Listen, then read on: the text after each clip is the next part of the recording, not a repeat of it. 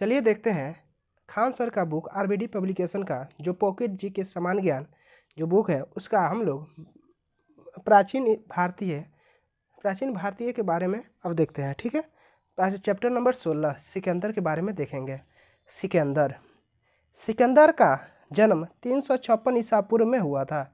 इसके पिता फिलिप द्वितीय था। यह 359 ईसा पूर्व मकदूनिया का शासक बना तथा इसका हत्या 329 ईसा पूर्व में कर दी गई। सिकंदर का गुरु यूनानी दार्शनिक अरस्तु था। सिकंदर प्रधान सेनापति सेल्यूकस निकेटर था। ठीक है, चलिए आगे देखते हैं।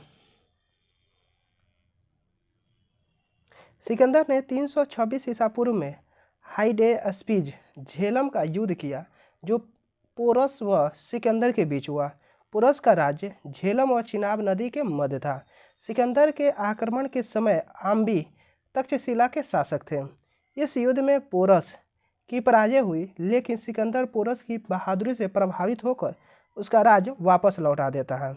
भारत विजय अभियान में सिकंदर ने 326 ईसा पूर्व में बैक्ट्रिया जीतने के बाद काबुल होता हुआ हिंदकुश पर्वत को पार किया और सिंधु नदी पार कर भारत की धरती पर कदम रखा।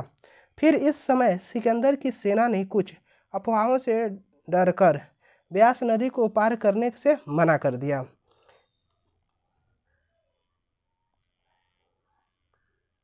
अब सिकंदर ने भारत में 3 शहर बसाए: निकेया, विजयनगर, अलेक्जेंड्रिया, बुकाफेला।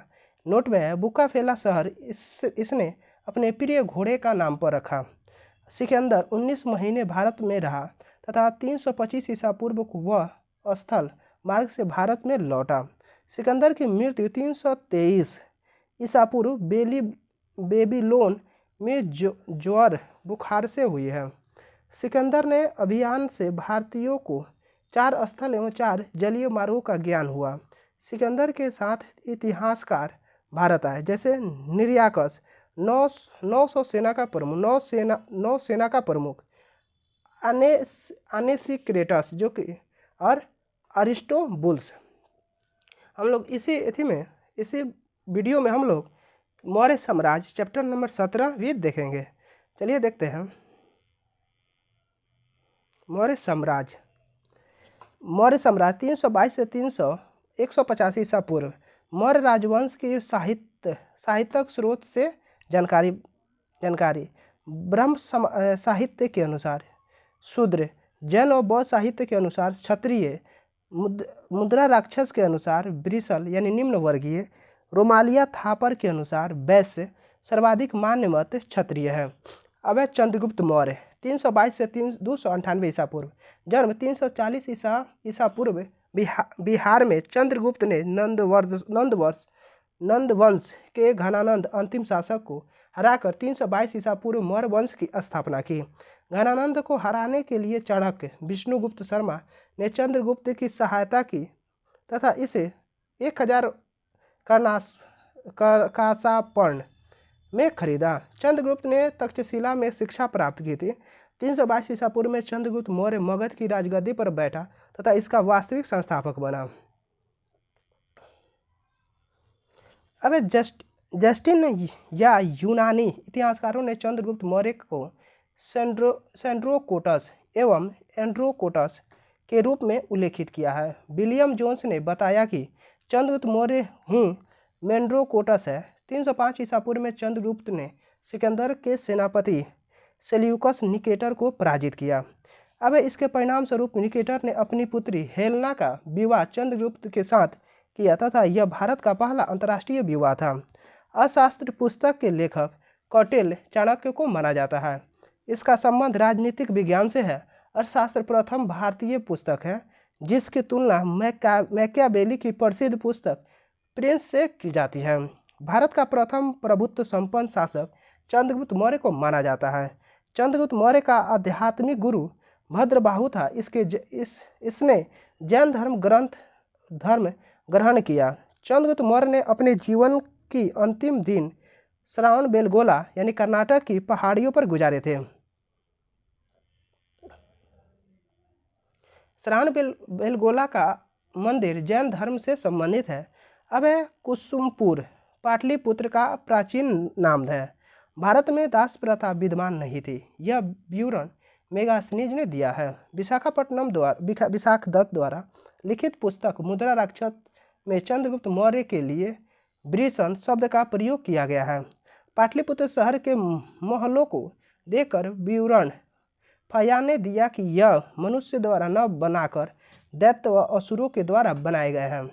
युद्ध की संधि शर्तों के अनुसार निकेटर ने आर्या, आराचोसिया, गेड्रोसिया, पारुपामिसाडे के क्षेत्र चंद्रगुप्त मौर्य ने को सौंप दिए। अब इसकी जानकारी हमें यूनानी इतिहासकार स्ट्रोबो एवं एम्पियानस देते हैं। चंद्रगुप्त यूनानियों को भारत से बाहर निकाल देता है तो इसे भारत का मुक्तिदाता भी कहा जाता है। सिकंदर ने अपना एक राजदूत मेगास्थनीज भी चंद्रगुप्त के दरबार में भेजा। यह भारत आने वाला पहला विदेशी यात्री था। अब प्लूटार्क के अनुसार चंद्रगुप्त मौर्य ने भी सेल्यूकस निकेटर को 500 हाथी उपहार में के रूप में दिए। अब मेगास्थनीज ने एक पुस्तक इंडिका लिखी। इसमें मौर्य साम्राज्य के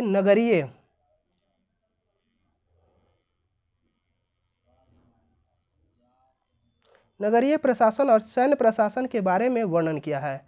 अब और इसमें बताया कि प्रशासन के नियंत्रण के लिए 6 समितियों का निर्माण किया गया। मेगास्थनीज ने मौर्यों के महलों का भी वर्णन किया है जिसमें लकड़ी व पत्थरों का प्रयोग किया गया है। इंडिका में पाटलिपुत्र का वर्णन किया गया जिसमें पाटलिपुत्र को पॉलीब्रोथा नाम दिया गया जो गंगा व सोन नदी के संगम पर स्थित है तथा इसमें 570 बुर्ज और 64 मीनार है। मेगास्थनीज ने मौर्य साम्राज्य को 7 वर्गों में विभाजित किया परंतु यह कथन प्रमाणित नहीं है। अब चाणक्य ने अर्थशास्त्र नामक ग्रंथ लिखा जो संस्कृत भाषा में है और उनमें 15 अभिकरण व 180 प्रस्करण और लगभग 4000 श्लोक है। राजनीतिक विषय पर आधारित पुस्तक है। अब चंद्रगुप्त जैन धर्म का अनुयायी था तथा अपने जीवन के अंतिम समय में पुत्र के पक्ष में शासन त्याग कर जैन मुनि भद्रबाहु से जैन धर्म की दीक्षा लेकर श्रावण बेलगोला जो मैसूर में है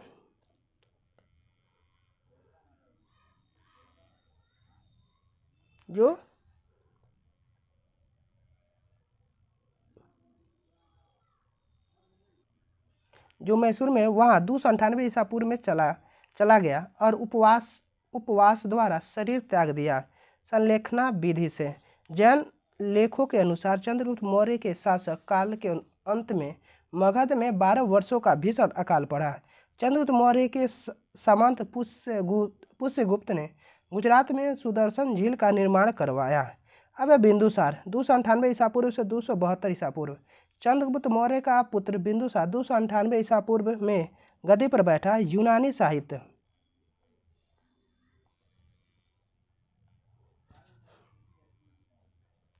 साहित्य में इसे अमित्रोच्चेद या अमित्रघात कहा गया है। तिब्बत इतिहासकार तारानाथ के अनुसार यह एक महान शासक था। यह एक सीजेरियन बेबी था। इसके अनुसार बिंदुसार ने दक्षिण भारत पर आक्रमण किए थे। यह आजीवक संप्रदाय का अनुयायी था।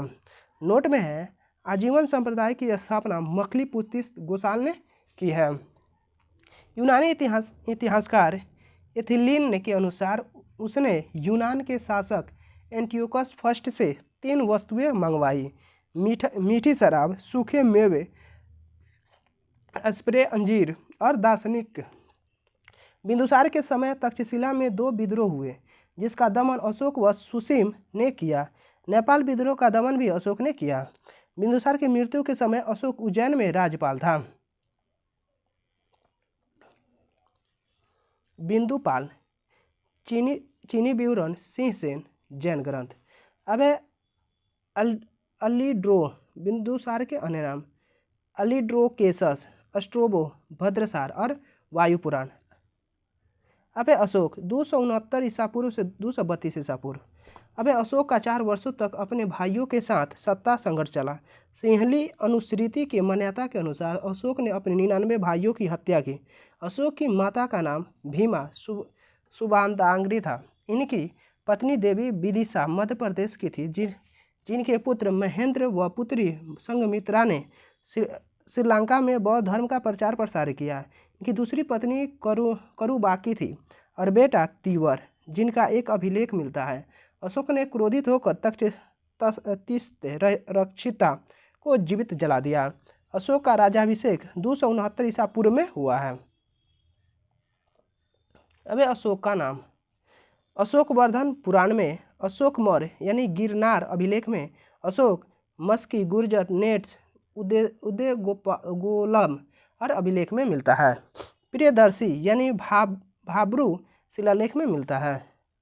अब कल्हड़ की पुस्तक राजतरंगिणी के अनुसार अशोक पहले भगवान शिव का अनुयायी था। अशोक ने श्रीनगर शहर की स्थापना की और वहां शिव मंदिर का निर्माण करवाया। राजतरंगिणी को भारतीय इतिहास की प्रथम पुस्तक माना जाता है तथा कल्हड़ जय संहिता के दरबार में था। अशोक ने नेपाल में भी ललित पाटन शहर बसाया था।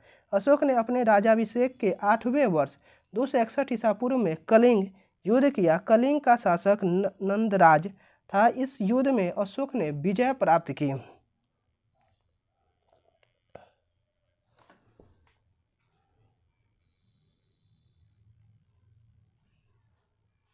लेकिन इस युद्ध में 1 लाख लोग मारे गए तथा 1.5 लाख लोगों को बंदी बनाया गया।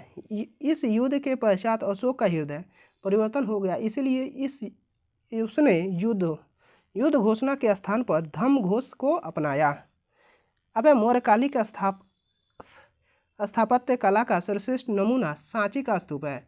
यह बौद्ध धर्म से संबंधित है। यह मध्य प्रदेश में स्थित है। मौर्य काल का प्रचलित सिक्का पर्ण था। धम्म शब्द राहुलोवाद सूत पुस्तक से लिया गया है। धम्म एक आचार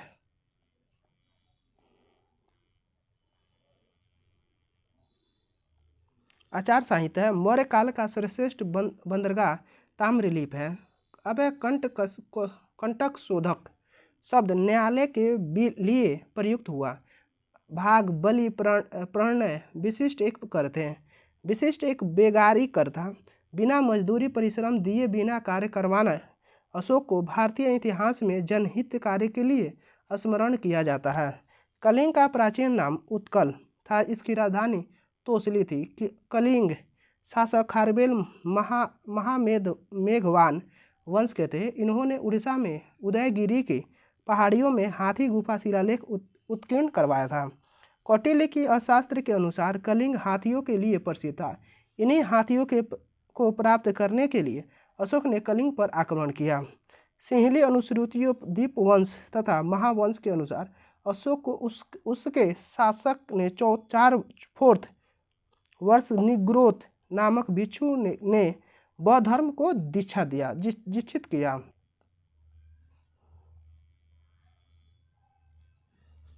अब इसके बाद अशोक मुगली पुस्तिस्त से प्रभावित हुआ और बौद्ध धर्म से रुचि रखने लगा। अब दिव्यावदान यानी बौद्ध साहित्य के अनुसार अशोक को बौद्ध धर्म में दीक्षित करने का श्रेय उपगुप्त को दिया गया। चीनी यात्री ह्वेनसांग इसका समर्थन करता था। अशोक ने अपने शासक के दौरान सर्वप्रथम बोध गया का धम्म यात्रा की और 20 वर्ष में लुम्बिनी की यात्रा की। अशोक ने धम्म के प्रचार प्रसार हेतु जगह जगह लेख उत्कीर्ण करवाए। अशोक को इसकी प्रेरणा ईरानी शासक डेरियस प्रथम दारा प्रथम से मिली है।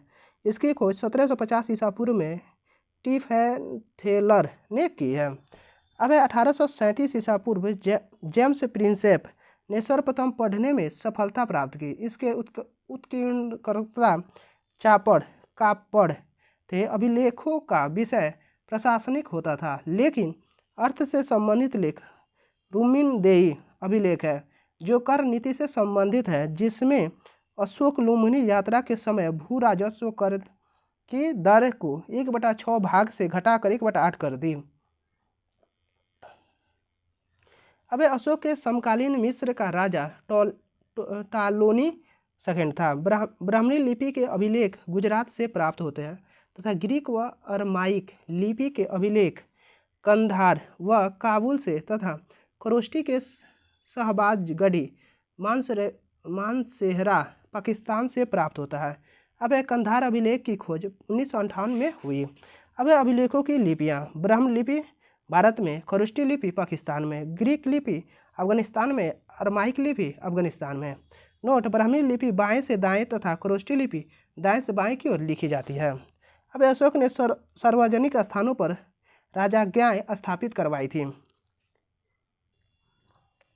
अब द्विभाषी अभिलेख होते हैं जिसमें दो लिपियां सम्मिलित होती हैं, जिसमें गंधार से सार ए कुना अभिलेख प्राप्त हुआ जो ग्रीक व अरमाइक मिश्रित लिपि में था। अशोक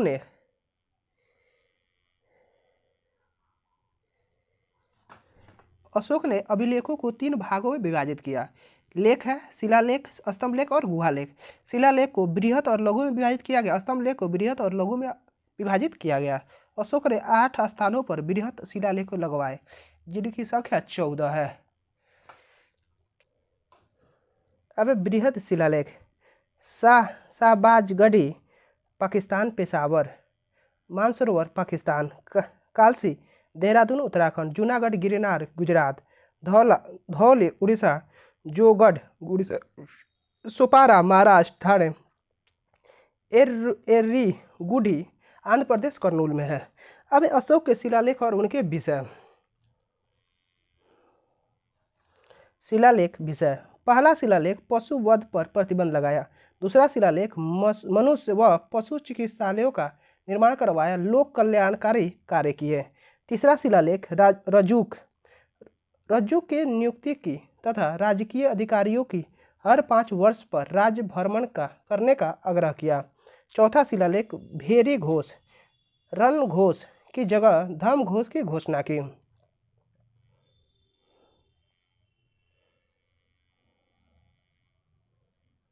अब 5वां शिलालेख धम महामंत्रों की नियुक्ति की। छठा शिलालेख प्रतिवेदकों को आदेश दिए, प्रशासनिक सुधार किए। 7वां शिलालेख धम यात्रियों का विवरण दिया। 8वां शिलालेख आखेट यात्रा के स्तंभ पर धम यात्रा का प्रतिपादन किया। 9वां शिलालेख मंगलाचरण समारोह के स्थान पर धम मंगलाचरण प्रारंभ किया। सच्ची भेंट तथा सच्चे शिष्टाचार का उल्लेख किया। 10वां शिलालेख धम की श्रेष्ठता के नारे का बल दिया। राजा व उच्च अधिकारी हमेशा प्रजा को हित में सोचे। 10वां शिलालेख। 11वां शिलालेख धम की कामना, धम का दान नीति। 12वां शिलालेख धार्मिक सहिष्णुता की नीति का उल्लेख है। 13वां जो शिलालेख है कलिंग युद्ध का वर्णन। 5 सीमांत यूनानी राजाओं के नाम का उल्लेख है जहां उसने विदेश में धर्म प्रचारकों को भेजा। अशोक के हृदय परिवर्तन की बात बताई गई है 13वां शिलालेख में। 14वां शिलालेख में पहले 13 अभिलेखों का पुनरावलोकन तथा जनता को धार्मिक जीवन बिताने के लिए प्रेरित किया। चलिए इसका नोट देखते हैं। नोट में लिखा है पृथक कलिंग प्रज्ञान, यानी अशोक के 13वें अभिलेख में कलिंग युद्ध का उल्लेख मिलता है, लेकिन धौली व जोगढ़ के 13वें अभिलेख में समस्त प्रजा की अपनी संतान के समान बताया गया है। अशोक ने 11वें, 12वें तथा 13वें शिलालेख के बदलाव किया। इसे पृथक कलिंग प्रज्ञान कहा जाता है। अशोक के लघु शिलालेख 18 विभिन्न स्थानों से प्राप्त होते हैं जिनकी संख्या निश्चित नहीं है। अब जिसमें सबसे नवीनतम लघु शिलालेख सन्नाटी कर्नाटक का है। अशोक के मास्की, गुर्जर नेत्तूर व उदय गोलम लेख में अशोक का नाम अशोक मिलता है। अब भाबरू शिलालेख जो कोटपुतली बहरोड के बैराट विराटनगर के बीजक की पहाड़ी में भींड डूंगरी का स्थित है, जिसकी खोज 1837 ईस्वी में कैप्टन बट की, जिसमें अशोक का नाम मगधाधिराज लिखा हुआ है। भ्राबू लेख में अशोक का सबसे बड़ा स्तंभ लेख भी है। भ्राबू शिलालेख बैराठ राजस्थान में अशोक के बौद्ध होने का सबल प्रमाण मिलता है, जिसमें अशोक स्पष्ट बुद्ध धर्म और संघ का अभिवादन करता है, जिन्हें बौद्ध धर्म के त्रिरत्न कहा गया है। भाब्रू शिलालेख में ही अशोक स्वयं को मगधराज या मगध का राजा बताता है। भारत में सर्वप्रथम शिलालेखों का प्रचलन अशोक ने किया। अब मास्की शिलालेख में अशोक ने स्वयं को बुद्ध शाक्य कहा, जिसकी खोज 1955 ईस्वी में बिडेन ने की है। अशोक स्तंभ लेखों में बृहद स्तंभ लेख में 6 स्थानों से 7 लेख मिले, यानी इनकी संख्या 6 या 7 लेख मिलते हैं। अब आते हैं दिल्ली टोपरा स्तंभ लेख, यानी मूल रूप से यह हरियाणा के अंबाला जिला में था। फिरोजाबाद तुगलक द्वारा इसे दिल्ली लाया गया। एकमात्र अभिलेख जिसके अशोक ने 7 लेख उत्कीर्ण है। दिल्ली मेरठ, मूल रूप से यह मेरठ में था। फिरोजाबाद तुगलक ने इसे दिल्ली में स्थापित करवाया और इसे शिकार एकुश महल में रखवाया। लौरिया नंदनगन अभिलेख बिहार में है। इस पर औरंगजेब का लेख उत्कीर्ण है। लौरिया अरेराज अभिलेख चंपारण बिहार में है। अब रामपुरवा अभिलेख भी बिहार में है। अब जौगढ़ शिलालेख उड़ीसा में है।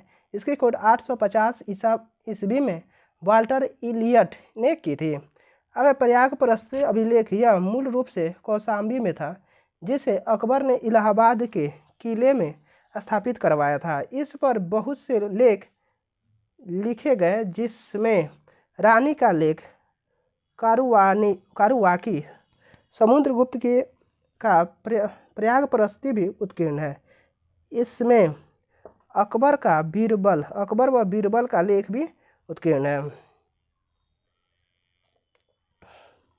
अशोक के शिलालेख मध्य प्रदेश के रूपनाथ तथा गुर्जर कर्नाटक में गोबी मठ, ब्रह्मगिरी, सिद्धपुर, जोगी जेटीग्रामेश्वर, कनगलहल्ली, पालकी गुड्ड, बिहार में सासाराम, उत्तर प्रदेश में अहरौरा नामक स्थान पर है। अब निगाली सागर शिलालेख, जौहर अभिलेख व रामपुरवा शिलालेख अशोक से संबंधित है। अशोक के लघु स्तंभ लेखों में राजकीय घोषणाएं मिलती है।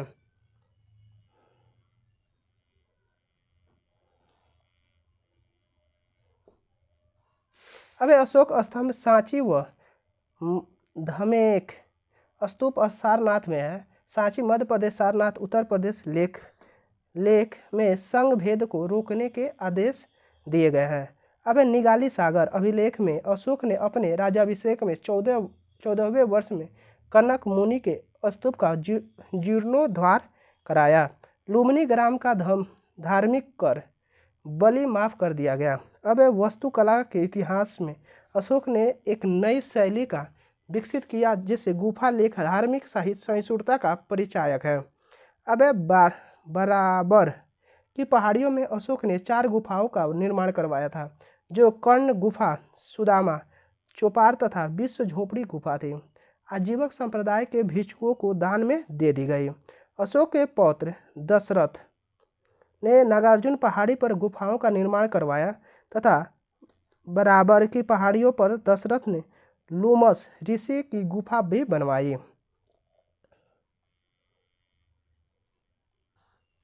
बौद्ध परंपरा के अनुसार अशोक ने 84,000 स्तूपों का निर्माण किया, जिसमें महात्मा बुद्ध की मृत्यु के बाद 9 स्तूपों का निर्माण किया था। 8 स्तूपों में बुद्ध के शारीरिक अवशेष रखे गए और 9वें में उनके पात्र हैं। अरौरा लेख में यह घोषणा की गई कि अशोक व्यक्तिगत रूप से बौद्ध धर्म का अनुयायी था। अर्थशास्त्र में 18 तीर्थों का वर्णन किया गया है। अब मौर्यकालिक उत्तराधिकारी तीर्थ के बारे में जानते हैं। तीर्थ संबंधित विभाग, प्रधानमंत्री और पुरोहित प्रमुख धर्माकारी है। सेनापति युद्ध विभाग के मंत्री होता था। युवराज राजा का उत्तराधिकारी होता था। प्रशासता यानी राजकीय कागजातों को सुरक्षित रखने वाला तथा राज्य की आज्ञाओं को लिपिबंद करने वाला प्रधान अधिकारी होता था। समाहर्ता यानी राजस्व विभाग का प्रधान था। नायक सेना का संचालक अथवा नगर रक्षक का अध्यक्ष था। प्रदेष्टि फौजदारी न्यायालय का न्यायाधीश कमिश्नर था। अब है सन्निधाता।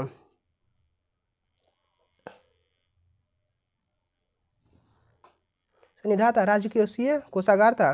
व्यवहारिका यानी नगर का प्रमुख न्यायाधीश था। दंडपाल यानी पुलिस अधिकारी था।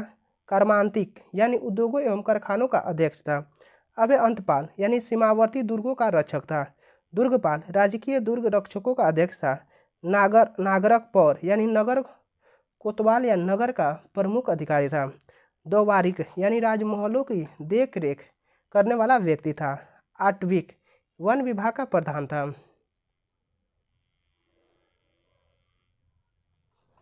अब अंतर्विष्ट यानी अंतःपुरक का अध्यक्ष था। मंत्री परिषद का अध्यक्ष यानी परिषद का अध्यक्ष था। अब मंत्री परिषद के नीचे द्वितीय श्रेणी के अधिकारी थे जिन्हें अध्यक्ष कहा जाता था। अर्थशास्त्र के 26 अध्यक्षों का उल्लेख है। अर्थशास्त्र में प्रचुर 4 व्यापारिक राजमार्गों का भी वर्णन है। कौटिल्य बताते हैं कि उत्तरापथ की अपेक्षा दक्षिणापथ अधिक महत्वपूर्ण थे। अशोक के समय प्रांतों की संख्या को 4 से बढ़ाकर 5 की गई थी। प्रांतों का शासन राजवंशीय कुमार या आर्यपुत्र नामक पदाधिकारियों द्वारा होता था। मौर्य प्रांत राजधानी उत्तरापथ यानी तक्षशिला।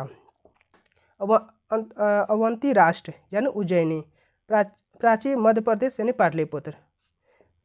दक्षिणापथ सुवर्णगिरी कलिंग तोसली में ये सब क्या है, ये राजधानी है। अब प्रांतों को चक्र कहा जाता था। प्रांतों का विभाजन विषय में किया गया था जो विषयपति के अधीन होते थे। जिले का प्रशासनिक अधिकारी शासक स्थानिक था जो समाहर्ता के अधीन था। मेगास्थनीज के अनुसार नगर का प्रशासन 30 सदस्यों का एक मंडल करता था जो 6 समितियों में विभाजित था। अब प्रत्येक समिति में 5 सदस्य होते थे।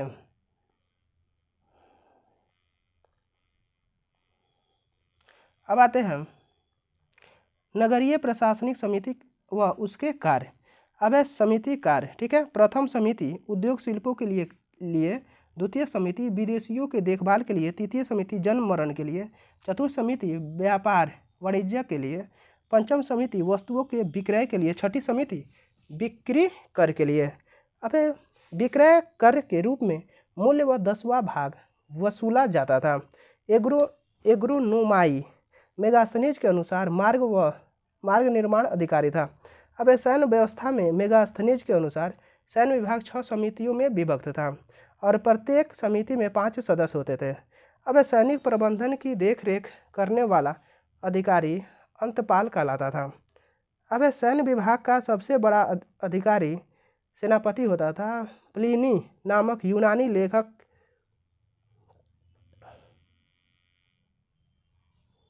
के अनुसार चंद्रगुप्त की सेना 6 लाख पैदल सिपाही, 3 लाख घुड़सवार, 30,000 घुड़सवार और 9,000 हाथी थे। मुद्रा विभाग का अधिकारी लक्षणाध्यक्ष, कृषि विभाग का अधिकारी सीताध्यक्ष, व्यापारी कर विभाग का अधिकारी शुक्लाध्यक्ष, खान विभाग का अध्यक्ष अकराध्यक्ष, व्यापारिक मार्ग विभाग का अधिकारी संस्थाध्यक्ष, पासपोर्ट विभाग का अध्यक्ष मुद्राध्यक्ष कहलाते थे। अब सैन्य समिति और उनके कार्य। समिति कार्य, ठीक है। प्रथम समिति जल सेना का निरीक्षण करता था। द्वितीय समिति यातायात एवं रसद सामग्री का निरीक्षण करता था।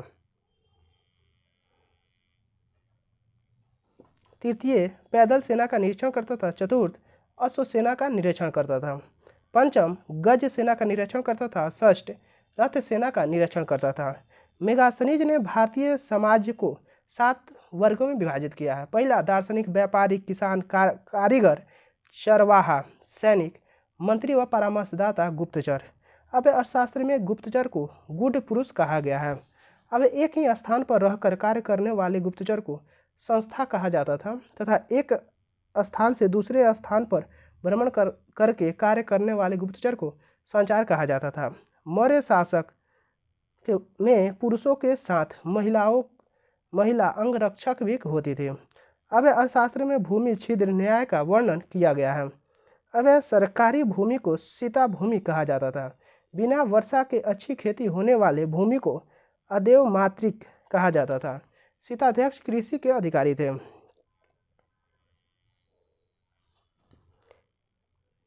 अब एरियन ने गुप्तचरों को ओवरसियर तथा स्ट्रैबो को इंस्पेक्टर कहा है। अब गुप्तचर विभाग एक पृथक अमात्य के अधीन रखा गया था, जिसका महामात्य सर्प कहा गया है। समाज में वेश्यावृत्ति प्रचलित थी तथा इसके राजकीय संरक्षण भी प्राप्त था। स्वतंत्र रूप से वेश्यावृत्ति करने वाली स्त्रियां रूपाजीवा कहलाती थी। अब इसके कार्यों का निरीक्षण गणिकाध्यक्ष करता था। अब संभ्रांत घर की स्त्रियां प्रायः घर के अंदर ही रहती थी। कौटिल्य ने ऐसी स्त्रियों को अनिष्कासिनी कहा है। मौर्य शासक 137 वर्षों तक रहा तथा भगवान पुराण के अनुसार मौर्य वंश में 10 राजा हुए, जबकि वायु पुराण के अनुसार 9 राजा हुए। मौर्य काल अर्थव्यवस्था के दासों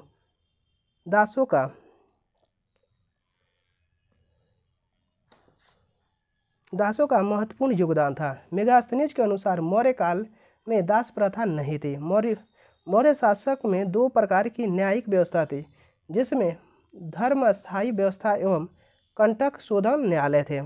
अब रजुक को क्षेत्रीय न्यायाधीश गणराज्य न्यायाधीश कहते थे। अब मौर्य वंश का अंतिम शासक वृद्धरथ था। इसकी हत्या इसके सेनापति पुष्यमित्र शुंग ने 185 ईसा पूर्व में कर दी और मगध पर शुंग वंश की नींव डाली। चलिए हम लोग का यहाँ पे आपको अगला वीडियो हम लोग मौर्योत्तर काल देखेंगे। Thank you for watching. Like share and subscribe please.